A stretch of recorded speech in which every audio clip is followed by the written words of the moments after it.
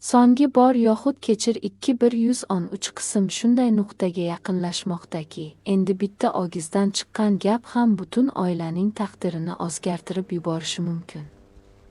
Nazokat shubhalar markazida qolmoqda, Sodiqboy esa mehr va haqiqat o'rtasida ikkilanib turibdi. Manzuraning kutilmagan qaytishi esa allaqachon komilgan deb o'ylangan sirlarni yana yuzaga chiqarayotgandek, pul, ishonch va 61 nuqtada to'qnashishni boshladi va bu to'qnashuvning oqibati juda og'ir bo'lishi mumkin. Menimcha, hikoya aynan hozir eng xavfli bosqichiga kiryapti. Chunki odamlar endi faqat boshqalardan emas, o'z yaqinlaridan ham shubhalana boshlashmoqda. Eng qiziq savol esa hanuz ochiq qolmoqda. Haqiqat to'liq yuzaga chiqishidan oldin kim hammasidan ayriladi? Ba'zan men shuni his qilaman. Eng xavfli odam qochayotgan paytida emas, hamma tomondan halqa torayib kelayotganida joyida turib, xotirjam jilmaygan paytida qo'rqinchliroq bo'ladi.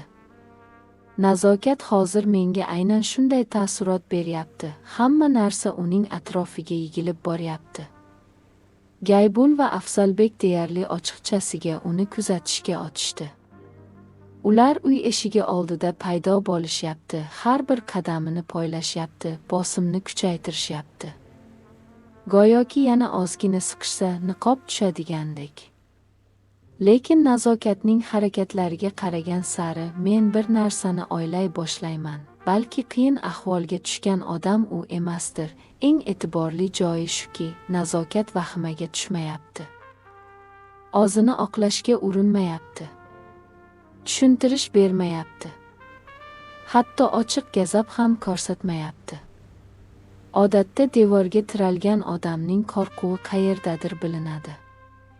Bu yerda esa boshqacha, qancha ko'p siqishsa, u shuncha sovuqqon bo'lib boryapti. Mana shu sokinlikning o'zi eng qo'rqinchli. Men endi boshqa ehtimol haqida o'ylayapman. Balki nazokat haqiqat bilan yuta olmasligini tushungandir. Shuning uchun u his-tuyg'u orqali g'alaba qilishga tayyorlanayotgandir.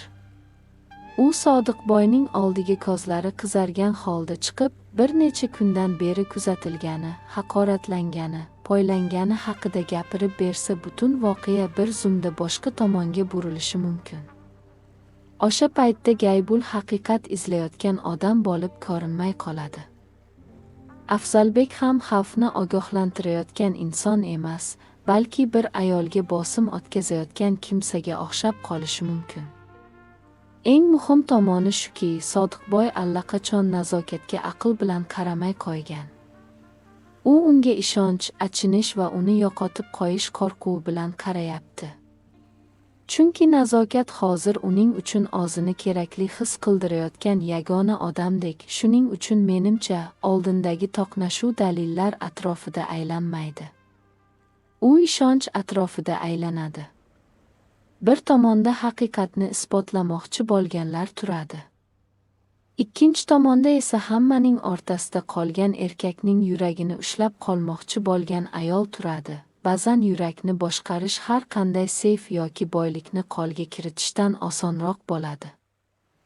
Agar voqealar shu yo'nalishda davom etsa, men bir narsaga hayron bo'lmayman. Birinchi bo'lib nazokat emas, balki uni qorong'i burchakka siqib qo'ydik deb o'ylagan odamlar yiqilishi mumkin. Chunki to'g'ri vaqtda qilingan bitta harakat butun ovni teskari aylantirib yuboradi va ovchi qachon oljaga aylanganini o'zi ham sezmay qoladi. Lekin agar nazokat haqiqatan ham ko'z yosh orqali hamma narsani o'z tomoniga burishni bilsa, unda hozir eng xavotirli odam u emas, balki Sodiqboyning o'zi. Menimcha, Sodiqboy juda g'alati bir eshik oldida turibdi. Agar uni ochsa, o'zi ko'rishni istamagan haqiqatlarni ko'radi. Agar ochmasa, soxta xotirjamlik ichida yashashda davom etadi. U yerda nazokat hamon mehribon, gamxo'r, uni hayot hali butunlay chetga surib qo'ymaganiga ishontiradigan ayol bo'lib qolaveradi. Sodiqboyning og'ir joyi dalillarda emas. Og'ir joyi yolg'izlikda. Bir paytlar puli, kuchi, uyida so'zi bor odam zaiflashgan paytida bir qarashdagi gamxo'rlikni hamma narsadan ko'proq xohlab qoladi. Ana shunday paytda nazokat paydo bo'ladi. U faqat uyga kirib kelmaydi, balki cholning yuragidagi bosh joyiga ham kirib boradi. Shuning uchun Afzalbek haqiqatni Sodiqboyning ko'z oldiga qo'ysa ham, men uning darrov hushyor tortishiga ishonmayman. Aksincha, u gazablanishi mumkin. Chunki dalil noto'g'ri bo'lgani uchun emas, balki u uning eng zaif joyiga tegadi. Uni og'zi yopishib olgan mehr aslida bir sahna bo'lishi mumkinligini tan olishga majbur qiladi. Sodiqboydek odam uchun pulga aldanish balki chidasa bo'ladigan zarbadir, lekin mehrga aldanish, bolalari va yaqinlari oldida kulgiga qolish, mana shu eng og'riqli zarba. Menimcha, Afzalbek uni nazokatdan uzoqlashtirishga qancha urinsa, ularning orasidagi masofa shuncha kattalashadi. Biri aql bilan gapiradi, ikkinchisi esa jarohat bilan eshitadi. Biri qutqarmoqchi bo'ladi, ikkinchisi buni haqorat deb qabul qiladi. Shunda tortishuv endi nazokatga ishonish mumkinmi-yo'qmi degan savoldan chiqib ketadi. U bundan ham achchiqroq savolga aylanadi. Sodiqboyni aslida kim tushunyapti? Agar bu voqea portlash nuqtasiga yetib borsa, Sodiqboy hammani karaxt qilib qo'yadigan ish qilishi mumkin. U Afzalbekning ko'z o'ngida nazokatni himoya qilishi, hatto o'z yaqinlariga bo'lgan ishonchini uzib tashlab, o'zi begunoh deb bilgan ayol tomonda turib olishi mumkin va o'sha paytda haqiqat yutqazmasligi mumkin. Lekin u bir nafasga kechikadi.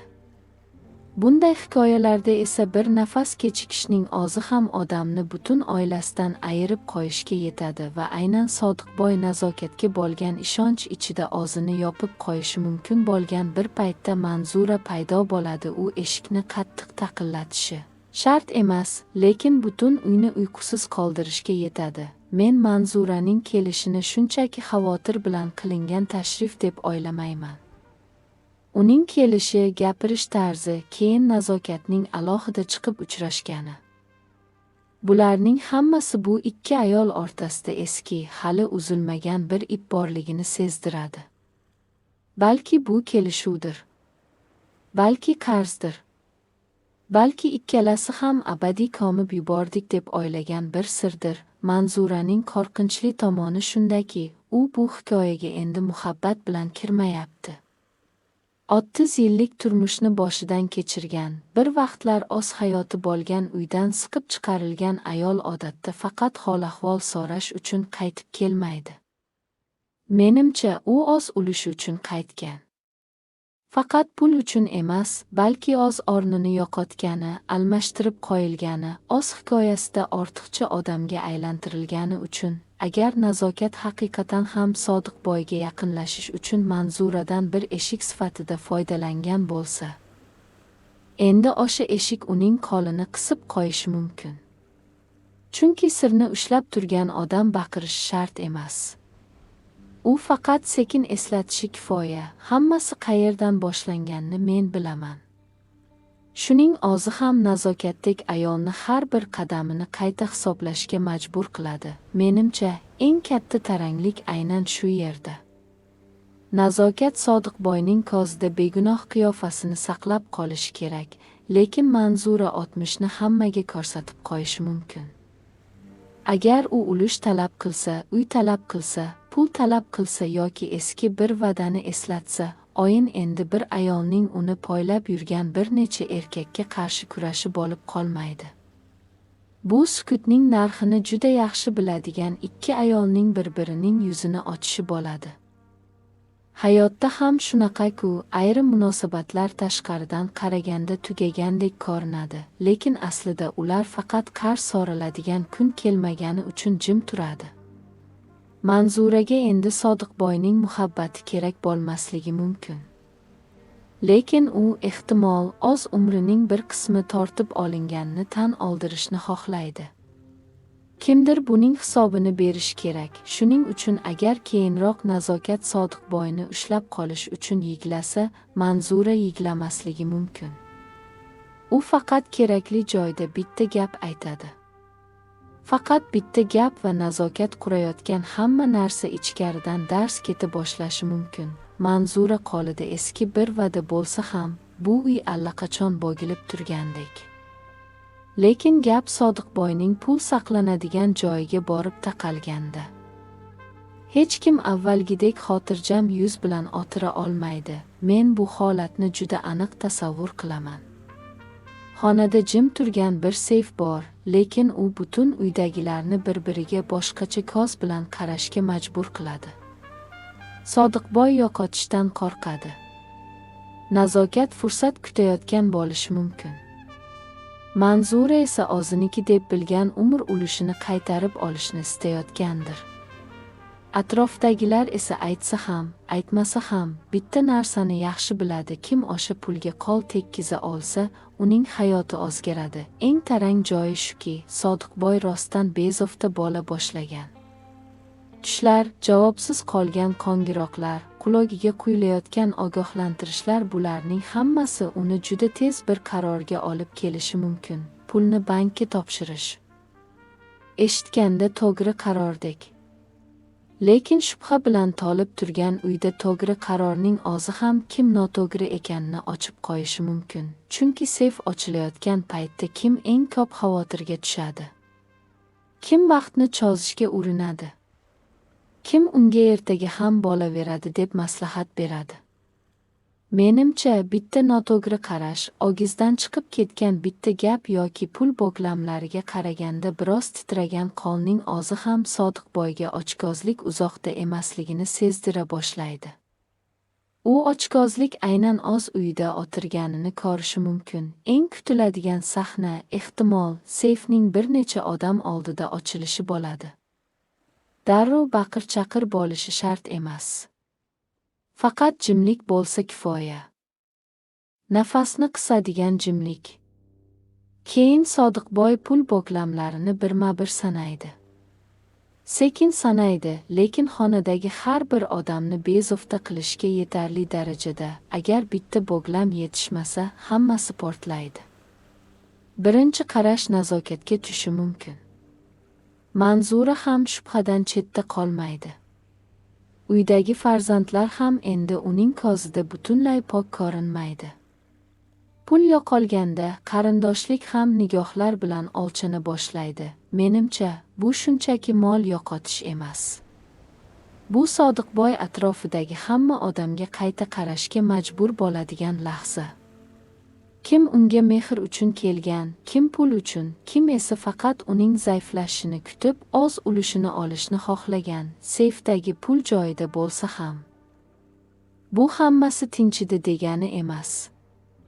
Chunki boy odam o'z uyidan shubhalana boshlagan zahoti, o'sha lahzadan boshlab hech kim endi to'liq o'z odamim bo'lib qolmaydi. Pul va shubha hidi anqib turgan uyning o'rtasida Zarina bilan Azamning hikoyasi go'yoki biroz yengil nafasdek ko'rinadi, lekin buni darrov osoyishtalik deb o'ylamaslik kerak. Ba'zan eng pokiza ko'ringan narsalarni ham kattalar juda tez hisob-kitob ichiga tortib yuboradi. Menimcha, Azam rostdan o'zgaryapti. Juda katta, shovqinli o'zgarish emas, mayda siljishlar, o'qishga qiziqishi kuchaygan, gapga ko'proq kiradigan bo'lgan, Zarinaning ko'zida yaxshiroq odam bo'lishni xohlay boshlagan. Avval shubha bilan qaralgan yigit uchun kimdir unga ishonsa, o'zi ham biroz tikroq turishni xohlab qoladi. Bu juda hayotiy. Ba'zan yosh odamga ko'p nasihat kerak emas, unga faqat sen hali yaxshiroq bo'lishing mumkin degan tuyg'uni beradigan bir inson kerak. Lekin muammo shundaki, endigina boshlangan mehrga kattalar juda erta nom qo'yib yuboryapti. Pari bunda quda bo'lish imkonini ko'ryapti, o'g'lini ushlab qolishi mumkin bo'lgan odobli qizni ko'ryapti. Zulfi opa esa aksincha xavfni ko'ryapti. Qizi hali o'qish kerak, hali uzoqqa borish kerak. Og'ir mehnat bilan ochilgan yo'lidan birinchi his-tuyg'u sabab adashib ketmasligi kerak. Men Zulfi opani ayblamayman. Bolasini qiynalib katta qilgan ona albatta qo'rqadi. Qizi noto'g'ri odamni yaxshi ko'rib qolishdan qo'rqadi. Kelajagi sekinlashib qolishidan qo'rqadi. Yoshlikdagi va'dalar chiroyli eshitilsa ham, qiyinchilik kelganda yetarlicha mustahkam bo'lmay qolishidan qo'rqadi. Parining ham o'zicha haqiqat bor. O'g'li gapga kirayotganini, o'zgarayotganini ko'rgan ona uni yaxshi tomonga burayotgan sababni ushlab qolishni istamay qolmaydi. Achchiq joyi shundaki, Zarina ikki mehr orasida qolib ketishi mumkin. Bir tomonda onasi, uning kelajagini asrashni istayotgan ayol. Ikkinchi tomonda Azam, uni eski holatiga qaytib ketmasligi uchun suyanchiqdek ko'rayotgan yigit. Sizlar hali yoshsizlar degan gap qancha ko'p aytilsa, ikkalasi ham shuncha ko'proq jiddiy ekanini isbotlashni xohlashi mumkin. Yoshlar esa isbotlamoqchi bo'lganda ba'zan eng qaysar yo'lni tanlaydi. Menimcha, tez orada Zarina o'ziga juda og'ir savol berishga majbur bo'ladi. U Azamning yaxshiroq bo'lishiga yordam beryaptimi yoki o'z kelajagini hali pishib yetilmagan bir tuyg'u qoliga topshiryaptimi? Kattalar qanchalik kuchli aralashsa, bu mehr sovib qolmasligi ham mumkin, aksincha, tezroq alangalanishi mumkin. Faqat bu safar u ikkisini ham og'ritadigan tarzda yonishi ehtimol. Butun so'nggi bor yoxud kechir 213 qism voqealariga qarasam, keyingi qism faqat kim haq, kim nohaq degan savol atrofida aylanmaydigandek tuyuladi. Eng qiziq tomoni shundaki, har bir inson pul, mehr va shubha qarshisida o'zining asl bir qismini ko'rsatib qo'yishi mumkin. Nazokat hanuz tomoshabin uchun eng taxmin qilib bo'lmaydigan ism bo'lib qolmoqda. U qorong'i burchakka siqilayotgandek, lekin qancha ko'p bosim bo'lsa, shuncha sovuqqon ko'rinadi. Sodiqboy esa ikki dunyo o'rtasida turibdi. Bir tomonda yaqinlari ko'rsatmoqchi bo'lgan haqiqat, ikkinchi tomonda esa o'zini hali ham kerakli his qildirayotgan ayolga bo'lgan ishonch. Manzuraning paydo bo'lishi esa eski eshik kutilmaganda ochilgandek, ortidan qarzlar, va'dalar va hali qaytarilmagan umr ulushini olib keladi. Shu sabab Sodiqboyning pul saqlanadigan joyi endi shunchaki pul emas. U odamlarning ichini ko'rsatadigan sinovga aylanadi. Kim yo'qotishdan qo'rqadi, kim egallashni xohlaydi, kim esa jim turib fursat kutadi. Bularning hammasi seyf ochilgan paytdagi bitta qarashda ham bilinib qolishi mumkin. Boshqa bir tomonda esa Zarina va Azamning hikoyasi odamni biroz jim qilib qo'yadi. Ikki yosh bir-biriga chin ko'ngildan yaqin bo'lishi mumkin, lekin kattalar ularning o'rniga kelajakni hisoblay boshlaganda, eng chiroyli mehr ham og'ir yukka aylanib qoladi. Ehtimol, bu yerdagi eng katta saboq shudir. Yolg'izlik seni noto'g'ri odamga ishonishga majbur qilmasin, ochkozlik esa kim aslida oilang ekanini unuttirib qo'ymasin. Hayotda ham ba'zan bir uyni katta falokat emas, balki uzoq yashirilgan kichik shubhalar, juda kech aytilgan haqiqatlar va hech kim tan olishni istamagan yaralar buzib yuboradi. Sizningcha? Sodiqboy kech bo'lmasdan hushyor tortadimi yoki nazokatni himoya qilishda davom etib, o'z yaqinlaridan yuz o'giradimi? Manzura adolat talab qilib qaytdimi yoki u ham yangi savdoga kirishmoqdami?